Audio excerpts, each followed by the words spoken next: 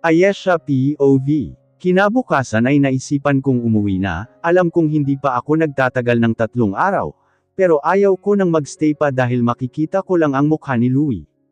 Pagdating ko sa bahay ay agad akong sinalubong ni Mom. Ayesha, ang aga mo naman ata umuwi, akala ko ba 3 araw ka doon sa resort? Tanong sa akin ni Mom. Opo, dapat 3 araw ako sa resort, pero naisipan kong umuwi ng maaga. Sagot ko kay Mom. May nangyari ba kaya mo naisip ang umuwi ng maaga? Tanong ni Mom sa akin. Wala naman po, sagot ko kay Mom. Okay, sabi ni Mom. Sige po Mom, aakyat na po muna ako sa kwarto ko. Sabi ko kay Mom. Sige, sabi ni Mom sa akin, at agad na akong umakyat ng kwarto ko. Pagkapasok ko sa kwarto ko, ay agad akong humiga sa kama ko. Hanggang ngayon ay hindi ko pa rin nakakalimutan ang mga nangyari kahapon, hindi ko akalaing sasabihin niya ang mga salitang yun. Pero kahit anong mangyari ay ayaw kong muling mahulog sa kanya, dahil baka sa huli ay ako lang din ang masaktan, at ayaw kong mangyari yun.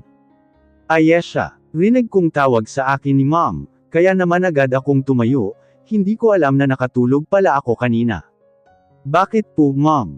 Tanong ko kay Mo, at binuksan ang pinto ng kwarto ko. Kasi anak, nag-aalangang sabi ni Mom. Ano po yun? Tanong ko kay Mom. Nasa baba si Louie. Sabi ni Mom na ikinagulat ko. Sige po Mom, baba ako. Sabi ko kay Mom at nauna na siyang bumaba. Ano na naman kayang ginagawa niya dito? Tanong ko sa sarili ko bago bumaba. Pagkababa ko ay nakita ko siyang nakaupo sa sofa namin. Anong ginagawa mo dito? Tanong ko sa kanya, habang nakataas ang isang kilay ko. Pinuntahan kita kanina sa room mo sa resort, kaso ang sabi umalis ka na daw. Bakit di mo naman sinabi sa akin na uuwi ka na pala? Tanong niya sa akin na nagpakunot ng noo ko. At bakit ko naman kailangang sabihin sa'yo kung uuwi na ako? Tanong ko sa kanya. Alam mo umalis ka na lang. Sabi ko sa kanya. Teka, yung sinabi ko sa'yo kahapon, sana naman hayaan mo akong patunayan yun. Sabi niya sa akin. Ewan ko sa'yo Louie, mabuti pang tumigil ka na lang. Sabi ko sa kanya. Sinabi ko na sa'yo Ayesha na hindi ako titigil, kaya kahit anong sabihin mo hindi mo ako mapipigilan. Gagawin ko ang lahat, mahalin mo lang ako. Sabi niya at tiyaka umalis. Inis na sigaw ko. Ayesha, ayos ka lang? Tanong ni Mom sa akin. Opo, sagot ko kay Mom. Nasaan na si Louie? Tanong ni Mom. Umalis na po siya. Sagot ko kay Mom. Ganon ba? Sabi ni Mom sa akin. Papasok na po ako sa kwarto ko. Sabi ko kay Mom. Sige, tatawagan na lang kita ulit kapag kakain na. Sabi ni Mom. Sige po, sabi ko at pumunta na sa kwarto ko. Louie POV. Hi babe, bati sa akin ni Sheena. Pwede ba tayong mag-usap? Tanong ko sa kanya. Sure, ano ba yon? Tanong niya sa akin. Sa kwarto ko na lang tayo mag-usap. Sabi ko at nauna nang pumunta sa kwarto ko. Ano ba kasi ang gusto mong pag-usapan, at dito pa tayo sa kwarto mo? Tanong niya sa akin pagpasok namin sa kwarto ko. Let's break up. Diretsyong sabi ko kay Sheena na ikinagulat niya. What? Tanong niya sa akin. I said let's break up. I'm sorry, sagot ko sa kanya. Are you kidding me? Sabi niya habang unti-unting tumutulo ang mga luha niya. No, I'm not. Alam kong masasaktan ka, pero hindi na kita mahal Sheena, sabi ko sa kanya. No, it's not true. Alam kong mahal mo ako, sabi niya at niyakap ako. I'm so sorry pero totoong hindi na kita mahal. Sabi ko at tinanggal ang pagkakayakap niya sa akin. I love you so much Louie, so please don't leave me. Umiiyak na sabi niya. Please Sheena, tanggapin mo na lang ang totoong hindi na kita mahal. Sabi ko sa kanya. Bakit, dahil ba may mahal ka ng iba? Tanong niya sa akin pero hindi ako nagsalita. Bakit di ka makasagot dahil ba totoo, sumagot ka? Sabi niya sa akin. Oo, tama ka, may mahal na akong iba, kaya hindi na kita mahal, sagot ko sa kanya. Sino, si Ayesha ba? Tanong niya. Tama ka, siya nga, sagot ko sa kanya. Pero ang sabi mo sa akin noon, hindi mo siya gusto, ibig sabihin ba nun nagsinungaling ka sa akin? Tanong niya. Oo, I'm sorry, sagot ko sa kanya. Sheena POV. Hindi ko akalaing makikipaghiwalay sa akin si Louie nang dahil kay Ayesha. Please, pakawalan mo na ako Sheena, hindi mo deserve ang lalaking katulad ko. Sabi niya sa akin. Fine, papakawalan na kita, sana maging masaya ka. Sabi ko at umalis na nang umiiyak. Ayesha POV. Ayesha, malapit na ang birthday mo, anong balak mo? Tanong ni Dad, nakalimutan kong malapit na rin pala ang birthday ko. Hindi ko pa po alam Dad. Sagot ko kay Dad. Ganun ba, balak kasi namin ng mom mo na maghanda ng party, to celebrate your birthday? Ayos lang ba yun sa'yo? Tanong ni Dad sa akin. Ayos lang naman po sa akin yun. Sagot ko kay Dad. Kung ganun kami na ang bahala sa birthday mo. Sabi ni Dad at nginitian ko na lang siya. Palabas na ako ng bahay namin, dahil papasok na ako, pagkalabas ko ay nagulat ako nang makita si Louie sa labas. What are you doing here? Gulat na sabi ko sa kanya. Nandito ako para ihatid ka. Sagot niya sa akin habang nakangiti. Hindi mo na ako kailangang ihatid, dahil may sarili akong kotse. Sagot ko sa kanya.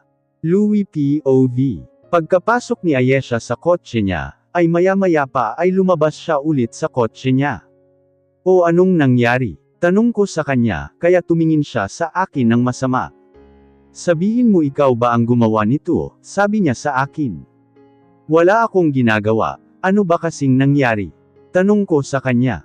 Bigla na lang kasing nabutas ang gulong ng kotse ko. Sagot niya sa akin, ang totoo niyan ako talaga ang dahilan, kung bakit nabutas ang gulong ng kotse niya. Flashback. Nandito ako ngayon sa bahay nila Ayesha para ihatid siya, alam kong hindi siya papayag na ihatid ko siya, kaya naman nang makita ko ang kotse niya ay may naisip ako. Naisip kong batasan ang kotse niya, para wala siyang ibang magawa, kundi ang sumakay sa kotse ko. Kumuha ako ng isang matulis na bagay sa kotse ko, at tinusok ang gulong niya dahilan para mabutas ito. Maya-maya pa ay narinig kong papalabas na si Ayesha, kaya naman agad kong tinago yung bagay na ginamit ko, at inayos ang sarili ko. Dahil baka mahalata niya ang ginawa ko. End of flashback. Ayesha POV. Tawa ni Louie na nagpakunot ng noo ko. Anong nakakatawa? Tanong ko sa kanya. Wala. Nga pala ngayong nabutas ang gulong ng kotse mo, wala ka ng ibang masasakyan. Sabi niya nang nakangiti. E di magta-taxi na lang ako, sabi ko sa kanya. Kung magta-taxi, maghihintay ka pa ng taxi, hindi pa naman masyadong dumadaan ang mga taxi dito, kaya mahihirapan ka, kaya kung ako sa'yo pumayag ka na lang na ihatid kita. Sabi niya kaya napaisip ako. Tama naman siya, mahihirapan akong maghanap ng taxi dito, pero ayaw kong sumakay sa kotse niya. Sabi ko sa isip ko. Ano Ayesha, pumapayag ka na ba? Tanong niya sa akin. Sige, pumapayag na ako, mukha naman no choice na ako. Sabi ko at nakita ko naman nang umiti siya ng abot tenga. Tara na, sumakay ka na. Sabi niya at pinagbuksan ako ng pinto, kaya sumakay na ako. Habang papunta kami sa company ay tahimik lang kami, hindi ko rin siya inimikon dahil ayaw ko siyang kausapin, at naiinis ako sa kanya. Nandito na tayo, narinig kong sabi niya, kaya bumaba na ako. Where's my thank you? Tanong niya na nagpakunot ng noo ko. At bakit naman ako mag-thank you sa'yo? Tanong ko sa kanya. Dahil hinatid kita, sagot niya sa akin nang kinainis ko. Eddie thank you, sabi ko at umalis na. Nandito ako ngayon sa company, nang makatanggap ako ng text mula kay Kian. Pagkatapos ko siyang i-text, ay umalis na ako sa company, at pumunta na sa restaurant na sinabi ni Kian.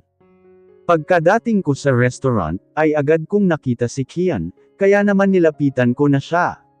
Kian, tawag ko sa kanya, kaya napatingin siya sa akin. Ayesha, nandyan ka na pala. Sabi niya at agad napatayo. Umupo ka na, sabi niya at tiyak at tinuro ang upuan na kaharap niya, kaya naman at umupo na ako, at umupo na rin siya. Ano bang gusto mong sabihin? Tanong ko sa kanya. Mamaya ko na lang sasabihin pagkatapos nating kumain, naka-order na ako ng kakainin natin. Sagot niya sa akin. Okay, sabi ko at tiyakang umiti sa kanya. Maya-maya pa ay dumating na ang order niya, kaya naman kumain na kami. Pagkatapos naming kumain, ay tinanong ko ulit siya, kung ano ang sasabihin niya sa akin. Kian, ano bang sasabihin mo sa akin? Tanong ko kay Kian. Sana ay wag mo akong layuan, kapag sinabi ko sa'yo ang totoo, sagot niya. Ha, bakit naman kita lalayuan? Tak ang tanong ko sa kanya. Ang totoo kasi niyan. Sabi ni Kian. Ano ba yun? Tanong ko sa kanya. Ang totoo Ayesha, matagal na akong may gusto sa'yo. Sabi niya at bigla naman siyang nakayuko, habang ako ay nagulat dahil sa sinabi niya. What? Tanong ko sa kanya. Simula nang magkakilala tayo, ay nagsimula na akong magkagusto sa'yo. Sabi niya at tinaas na niya ang ulo niya.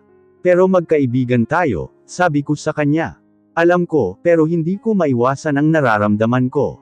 Sabi niya, please Ayesha, hayaan mo akong mahalin ka, pangako hindi kita sasaktan katulad ng ginawa ni Louie. Sabi niya pa. Kaibigan ko si Kian, at palagi niya akong pinagtatanggol at masaya ako dahil nandyan siya sa tabi ko palagi. Oo, mahal ko siya pero bilang kaibigan lang, at alam kong hindi na yun lalagpas. I'm sorry Kian, ayaw kitang masaktan, pero hindi ko kayang ibigay ang gusto mo, hanggang pagkakaibigan lang ang kaya kong ibigay sa'yo. Sabi ko at nakita kong unti-unti nang tumutulo ang mga luha niya, kaya di ko na rin mapigil ang tumulo ang luha ko. It's okay, alam ko namang sasabihin mo yan, pero nagbaka sakali pa rin akong pareho tayo ng nararamdaman. Sabi niya sa akin. Alam kong si Louie din ang dahilan. Sabi niya dahilan para mapatingin ako sa kanya. No, walang kinalaman si Louie. Pagtatanggi ko sa sinabi niya. Don't deny it Ayesha, alam kong hindi ka pa tuluyang nakamove on kay Louie. Sabi ni Kian sa akin. What are you saying? Tanong ko kay Kian. Galit ka lang sa kanya ngayon, dahil sa ginawa niya sa'yo noon, pero sa totoo lang mahal mo pa siya. Sabi niya kaya napatahimik ako. Give him a chance Ayesha, nakikita kong mahal ka talaga niya, dahil ganun din ang nararamdaman ko. Sabi niya kaya napayakap ako sa kanya. Thank you Kian, I'm sorry kung hindi ko kayang suklian ang pagmamahal na binibigay mo sa akin. Sabi ko habang nakayakap sa kanya. Ayos lang yun Ayesha, basta makita kitang masaya, magiging masaya na rin ako, sabi niya kaya napaluha ulit ako. Ilang araw na rin ang lumipas, at ngayong araw ay birthday ko na, nakaupo ako ngayon, habang tinitingnan ng mga bisitang dumadating at binabati ako. Ayesha, rinig kong tawag sa akin, kaya naman tiningnan ko kung sino ito. Tita Catherine, sabi ko at agad siyang pinuntahan. Happy birthday Hiha, bati sa akin ni tita. Thank you po, masaya ako at nakarating kayo. Sabi ko habang nakangiti kay tita. Kung ganun masaya ka rin ba dahil nakarating ako? Tanong ni Louie nakakapasok pa lang, agad namang nawala ang ngiti ko nang makita siya, hindi ko na lang siya pinansin, at tiningnan ko na lang si Tito Cesar na kasama din niya. Hi po Tito, sabi ko at ngumiti sa kanya. Hello Iha, happy birthday sa'yo. Bati sa akin ni Tito. Thank you po, sabi ko kay Tito. Maya-maya pa ay umalis na muna sila, at pumunta kina Mom and Dad, kaya naman kami na lang natira ni Louie dito, tinignan ko naman siya, at nakita kong nakangiti siya sa akin. Pwede ba wag kang ngumiti sa akin, sabi ko sa kanya. Bakit naman? Tanong niya sa akin. Naiinis kasi ako sa ngiti mo, sagot ko sa kanya. Kung naiinis ka sa ngiti ko, ako naman masaya kapag nakikita kang nakangiti. Sabi niya sa akin. Kaya naman ngumiti ka, birthday mo ngayon tapos ganyan ang itsura mo, hindi maganda tignan. Sabi niya pa sa akin. Ewan ko sa'yo, sabi ko sa kanya. Ayesha, rinig kong tawag sa akin, kaya lumingon ako. Mitch, Kian, sabi ko at lumapit sila sa akin. Happy birthday, sabi sa akin ni Mitch, at agad akong niyakap. Thank you, sabi ko at niyakap din siya pabalik, pagkatapos ay tinignan ko naman si Kian. Happy birthday Ayesha, bati niya sa akin, kaya naman ngumiti ako sa kanya at niyakap siya. Thank you, sabi ko at kumalas na sa pagkakayakap sa kanya. Nga pala bakit kayo magkasama? Tanong ko sa kanila. Papasok na sana ako dito, tapos bigla kong nakita si Kian, kaya naman sabay na kaming pumasok, sagot ni Mitch sa akin. Ganun pala, sabi ko at ngumiti sa kanila. Ikaw, ba't mo kasama si Louie? Tanong ni Mitch sa akin, kaya naman tumingin ako kay Louie na hindi pa pala umaalis. Kasama ko kasi sila Mom and Dad, Kaso pinuntahan nila sila tito at tita, kaya kami na lang ang natira dito ni Ayesha, sagot ni Louie. Tara umupo na muna tayo, pag-aaya ko kanila Kian at Mitch. Sige, sabi nila kaya naman umupo na kami, sinundan naman kami ni Louie at umupo rin. Someone's POV. Hello po ma'am, sabi ng nasa kabilang linya. Nakidnap niyo na ba si Ayesha? Tanong ko. Hindi pa po ma'am. Sagot ng nasa kabilang linya. What? Bakit hindi niyo pa rin siya nakikidnap hanggang ngayon? Galit na tanong ko. Madami pong bisita, kaya kumukuha pa kami ng tiyempo para makuha si Ayesha. Sagot ng nasa kabilang linya. Bilasan niyo ang pagkuha, dahil sa oras na hindi niyo siya makuha, alam niyo na kung anong gagawin ko sa inyo. Sabi ko at agad na binaba ang phone. Ayesha, sa oras na makuha ka na nila, sisiguraduhin kong dadalhin kita sa hukay, at kabayaran yun sa ginawa mong pag-agaw sa taong mahal ko, at sa oras na mawala ka na, alam kong babalik ulit siya sa akin. Ayesha POV. Habang nakaupo kami at nag-uusap, ay bigla akong nakaramdam ng ihi, kaya naman nagpaalam muna ako sa kanila na pupuntang CR. Pupunta muna akong CR. Sabi ko sa kanila, sige, sabi nila kaya naman agad akong pumuntang CR. Pagkatapos kong maihi ay papalabas na sana ako, nang biglang may nagtakip sa ilong ko ng panyo, dahilan para makatulog ako. Louie POV. Mitch, Kian. Tawag ko sa kanila Mitch at Kian, kaya napalingon sila sa akin. Bakit? Tanong nila. Di ba ang sabi ni Ayesha pupunta lang siyang CR, pero bakit hanggang ngayon wala pa rin siya? Ang tagal naman niyang mag-CR, sabi ko sa kanila. Oo nga, sabi ni Mitch. Siguro may nakausap lang kaya natagalan. Sabi naman ni Kian. Siguro nga, sabi ko sa kanila. Maya-maya pa ay hindi ako mapakali, dahil hanggang ngayon wala pa rin si Ayesha kaya naman naisipan kong hanapin siya. Hinanap ko siya kahit saan, pero di ko siya makita, kaya sinubukan kong pumunta sa CR, dahil baka sakaling nandun siya. Pero pagkapunta ko sa CR ay walang tao sa loob, at tanging ang cellphone lang ni Ayesha ang nakita ko sa sahig. Mitch, Kian. Sigaw na tawag ko sa kanila. O bakit ka sumisigaw? Tanong nila sa akin. Si Ayesha, sabi ko sa kanila. Anong nangyari kay Ayesha? Tanong nila. Nawawala si Ayesha. Sagot ko sa kanila. What? Gulat na sabi nila, at agad silang napatayo. Hinanap ko na siya kahit saan, pumunta na rin ako sa CR, pero wala siya, cellphone lang niya ang nakita ko. Sabi ko sa kanila. What happened? Tanong sa amin ng mga magulang ni Ayesha. Nawawala daw po si Ayesha. Sagot ni Mitch sa kanila. Ha? Paano nangyari yun? Kanina lang nandito siya sabi nila. At halata sa mga mukha nila na nagulat sila. Oo nga po, pero hinanap ko na siya kahit saan, pero wala talaga siya. Sabi ko sa kanila, natatarante na rin ako, dahil hindi ko alam kung anong gagawin ko at kung nasaan si Ayesha. Ayesha POV. Nagising ako habang nakapiring ang mga mata ko, sinubukan kong gumalaw pero hindi ko magawa, dahil nakatali ang mga kamay at paa ko. May tao ba dyan? Please tulungan niyo ako. Sigaw ko pero wala akong ibang narinig, kaya sinubukan kong makawala sa pagkakatali. Kahit anong gawin mo, ay hindi mo magagawang makawala, rinig kong sabi ng isang babae, at maya-maya pa ay narinig kong humakbang ito papalapit sa akin. Sino ka? Kinakabahang tanong ko dito, pero hindi ito sumagot. Sabihin mo ikaw ba ang kumidnap sa akin? Tanong ko ulit dito. Hindi ako ang kumuha sa'yo, pero ako ang nag-utos na ipakuha ka. Sagot nito sa akin. Sino ka ba? Tanong ko ulit dito. Fine, kung gusto mo talagang malaman kung sino ako, pagbibigyan kita, sagot niya sa akin. Tanggalin niyo ang piring niya. Rinig kong utos niya, at naramdaman ko namang may lumapit sa akin, para tanggalin ang piring sa mata ko. Nang matanggal na ang piring sa mata ko, ay unti-unti kong iminulat ang mga mata ko, at nang mamulat ko na ang mata ko, ay nagulat ako kung sino ang nagpakuha sa akin. Sheena, gulat na sabi ko. O ano, nagulat ka ba? Sabi niya at ngumisi sa akin. Paanong ikaw? Bakit mo te ginagawa? Nagtatakang tanong ko sa kanya. Nagtataka ka pa talaga kung bakit ko te ginagawa? Tanong niya sa akin. Ano bang ginawa ko sa'yo? Tanong ko sa kanya. Anong ginawa mo sa akin? Tinatanong mo pa talaga kung anong ginawa mo sa akin. Sigaw niya sa akin. Inagaw mo lang naman sa akin si Louie. Sigaw niya pa sa akin, at naramdaman ko ang galit sa tono niya. Hindi ko inagaw sa'yo si Louie. Sabi ko sa kanya. Talaga lang, kung hindi mo siya inagaw, bakit niya ako hiniwalayan? Tanong niya sa akin. Wala akong inagaw sa'yo, at hindi ko nga alam na hiniwalayan ka na niya. Sagot ko sa kanya.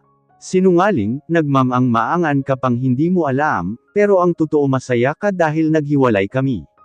Sabi niya sa akin. Siguro kaya ka bumalik, para agawin sa akin si Louie. Dagdag pa niya. Ano bang sinasabi mo? Hindi ako bumalik para agawin sa'yo si Louie, bumalik ako para sa pamilya ko. Sabi ko sa kanya, nagulat naman ako nang bigla niya akong sampelan, at naramdaman ko naman ang pananakit ng pisngi ko, dahil sa lakas ng sampal niya sa akin. Kung hindi ka bumalik, hindi ito mangyayari, kasalanan mo rin lahat ng kaya wag mo akong sisihin. Sabi niya sa akin, bantayan niyo yan ng mabuti, at siguraduhin yung hindi yan makakawala. Sabi niya doon sa mga tao bago umalis. Louie POV. Ano wala pa rin bang balita ang mga pulis kung nasan si Ayesha? Nag-aalalang tanong ng mga magulang ni Ayesha. Wala pa rin po, sagot ni Mitch sa kanila. Diyos ko po, sana naman walang mangyaring masama sa kanya. Sabi nila at halos mangiyak-ngiyak na sila sa sobrang pag-aalala, pati ako ay hindi mapakali, dahil hindi pa rin nahahanap si Ayesha hanggang ngayon. Maya-maya pa ay biglang may natanggap akong tawag, galing sa isang unknown number, kaya naman sinagot ko ito. Hello, sino ito? Tanong ko sa tumawag. Oh hello Louie. Sabi ng nasa kabilang linya, nagulat ako dahil kilala ko ang boses na yon, at boses yon ni Sheena. Sheena, ikaw ba ta? Tanong ko. Hindi na mahalaga kung sino ako. May gusto lang akong sabihin sa'yo. Sabi ng nasa kabilang linya. Ano? Tanong ko. Alam kong hinahanap niyo si Ayesha ngayon, at alam ko kung nasan siya. Sagot nito. Paano mo nalaman? Huwag mong sabihin. Naputol ang sasabihin ko, nang magsalita ang nasa kabilang linya. Tama ang iniisip mo, ako ang may pukano kung bakit siya nawawala. Sabi ng nasa kabilang linya. Saan mo siya dinala? Tanong ko dito. I-text ko na lang sa'yo ang lugar. Sagot nito. Oo nga pala, huwag kang magsasama ng kahit sino, gusto ko ikaw lang mag-isa. At huwag ka ding tatawag ng pulis, dahil kung hindi tatapusin ko si Ayesha. Sabi ng nasa kabilang linya na ikinagulat ko. Okay, pupunta ako mag-isa, hindi rin ako tatawag ng pulis, basta wala kang gagawing masama kay Ayesha. Sabi ko at agad na binaba ang tawag. Ayos ka lang ba? Tanong sa akin ni Mom. Opo, sagot ko. Sino yung tumawag? Tanong ni Mom. Hindi ko po sure kung sino yung tumawag, pero sa tingin ko po si Sheena yon. Sabi ko kay Mom. Anong sabi? Tanong ulit ni Mom. Napabuntong hininga muna ako bago ko sabihin kay Mom ang lahat. Pagkatapos ko sabihin kay Mom ang lahat, ay maya-maya pa ay tinext na sa akin ang lugar kung nasan si Ayesha. Mom, kailangan ko na pong puntahan si Ayesha, kayo na po ang baalang magpaliwanag sa kanila. Sabi ko kay Mom. Sige, mag-iingat ka, sabi ni Mom at niyakap ako. Opo, sabi ko at agad na umalis. Nandito ka na pala. Rinig kong sabi ng isang babae pagdating ko sa lugar, tiningnan ko ito at hindi ako nagkakamali sa akala ko, dahil si Sheena nga ito. Sheena, tawag ko sa kanya. Nasan si Ayesha? Tanong ko sa kanya. Sumunod ka sa akin sagot niya, at nagsimula siyang maglakad, kaya sumunod ako sa kanya. Ayesha, tawag ko kay Ayesha, at akmang lalapitin ko na siya nang pigilan ako ni Sheena. Louie, anong ginagawa mo dito? Tanong niya sa akin. Ikaw ba ang nagpapunta sa kanya dito? Tanong ni Ayesha kay Sheena. Oo, sagot niya sabay ngiti. Bakit? Tanong ulit ni Ayesha kay Sheena. Para makita niya kung paano kita tapusin. Sagot niya na ikinagulat naming dalawa ni Ayesha. Anong sinasabi mo? Atal na sabi ko. Pinapante kita dito para makita mo kung paano siya mawala. Sabi ni Sheena. Bakit mo ba ito ginagawa? Tanong ko sa kanya. Ginawa ko to dahil inagaw ka niya sa akin, sagot niya. Anong inagaw? Hindi niya ako inagaw sa'yo, sabi ko sa kanya. Kaya mo nga ako hiniwalayan dahil sa kanya, di ba? Kaya tama lang mawala siya para bumalik ka na sa akin. Sabi ni Sheena. Hindi ko hahayaang saktan mo siya. Sabi ko sa kanya. Hawakan niyo siya, at huwag niyong hahayaang makawala siya. Utos niya sa dalawang lalaki at agad akong hinawakan. Ayesha POV. Ano Ayesha, handa ka na bang mawala? Tanong niya sa akin. Sheena please, itigil mo na ta. Pagmamakaawa ko sa kanya. Ngayon nagmamakaawa ka sa akin, I'm sorry pero kahit anong gawin mo tatapusin pa rin kita. Sabi niya, napapikit na lang ako nang itutok niya sa akin ang hawak niya. Sheena wag. Rinig kong sigaw ni Louie, bago tuluyang pumutok ang hawak niya.